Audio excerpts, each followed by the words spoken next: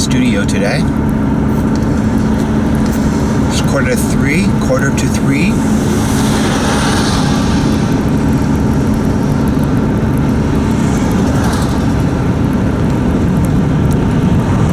It was a pretty good time.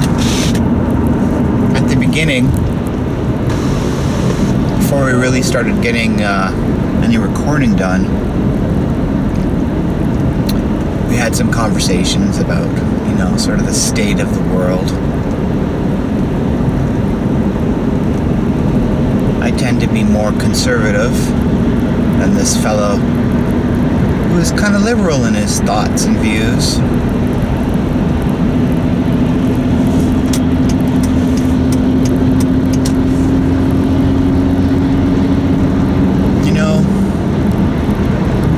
Part of the problem with these ideologies that we hold, that we argue about, have conversations about, is it's so hard to separate our own identities from our ideologies.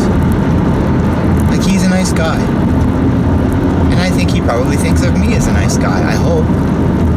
But something happens when you're trying to communicate or defend a position that you have on whatever your ideology is, whether you're more liberal leaning or conservative leaning. Something happens in which you kind of feel like you have to show that you're a reasoned and thoughtful person, that your position is considered. And a temptation comes to try to convince the other person that they also should hold your view. It's so hard to have a conversation and truly just try to understand one another. The first words that come out of our mouth often, maybe not everyone's, but this guy's and mine, are the words, "I don't agree." And I can't help but wondering why that's important, to make it known that I don't agree.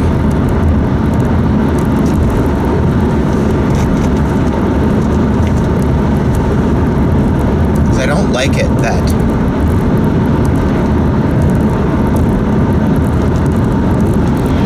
our potential for unity can be disrupted and marred by our different outlooks or worldviews. I was just reading about words that have been passed down for so long. Words that we can track their usage. For example, lots of languages have a very similar sounding word for mother. It's one of these ancient words. But the speculation is this earliest language called Proto-Indo-European, or PIE, P-I-E. This earliest language that is the ancestor to so many languages.